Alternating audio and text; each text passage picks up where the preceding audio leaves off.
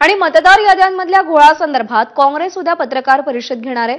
मुंबईमध्ये पत्रकार परिषद घेत काँग्रेस नेते मतदार याद्यांमधील घोळ मांडतील।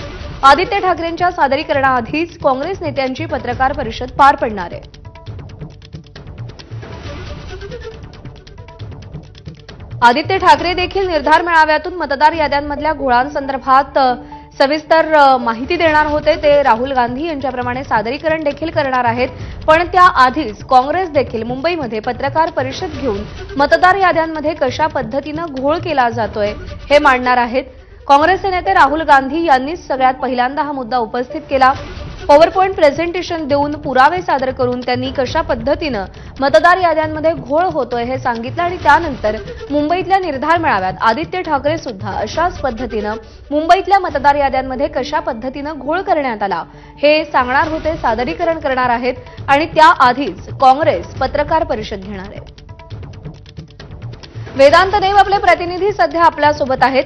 वेदांत, एकीकडे आदित्य ठाकरे सादरीकरण मतदार याद्यांमधला घोळ मांडणार आहेत, तर दुसरीकडे काँग्रेस पत्रकार परिषद घेतेय मतदार याद्यांमधल्या घोळांसंदर्भात। एका मुद्द्यावरून ही एकी आहे की मुद्दा आपल्या हातात राहावा यासाठीचा प्रयत्न आहे?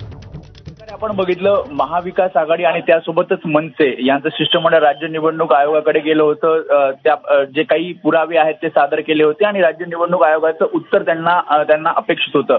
त्यानंतर 1 नोव्हेंबरला एक मोर्चा सुद्धा या सगळ्या पक्षाकडनं काढला जाणार आहे आणि त्याआधी लोकांपर्यंत आपलं म्हणणं पोहोचावं यासाठी एकीकडे ठाकरेंची शिवसेना निर्धार मेळावा घेतेय, तर दुसरीकडे काँग्रेसकडनं सुद्धा महाराष्ट्रात हेराफेरी जितकं मोठं राज्य तितकीच मोठी जनमताची चोरी, फिल्म स्क्रीनिंग अशा प्रकारचा आशय घेत एक चर्चासत्र ठेवण्यात आलेलं आहे। शनिवारी 6:30 वाजता हे चर्चासत्र ठेवण्यात आलेलं आहे, ज्यामध्ये काँग्रेसचे नेते सुद्धा सहभागी होतील आणि एक प्रकारे घोटाळा समोर आणण्याचा प्रयत्न काँग्रेसकडनं सुद्धा समोर आणला जाईल। आपण बघितलं, मागील आठवड्यामध्ये मनसेने एक मेळावा घेतला ज्यामध्ये याच मुद्द्यावर बोट ठेवण्यात आलं। आता काँग्रेस पत्रकार परिषद घेते आणि ठाकरेंची शिवसेनेचा निर्धार मेळावा, ज्यामध्ये पुन्हा एकदा या मतदार यादीतील घोटाळ्यांवर भाष्य केले जाणार आहे। त्यामुळे जे महाविकास आघाडी आणि मनसेचे जे पक्ष म्हणजे विरोधातले जे पक्ष आहेत ते या मुद्द्यावरच आता पुढे जाताना आपल्याला पाहायला मिळत आहेत। प्रज्ञा।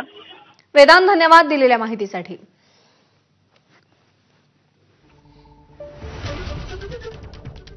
तर मतदार याद्यांच्या घोळांसंदर्भात काँग्रेस उद्या पत्रकार परिषद घेऊन आपली भूमिका मांडणार आहे आणि महाराष्ट्र इलेक्शन रिग्ड असं म्हणत हा एक फोटो ट्विट करण्यात आलेला आहे। महाराष्ट्रात हेराफेरी असं यामध्ये लिहिण्यात आलेलं आहे।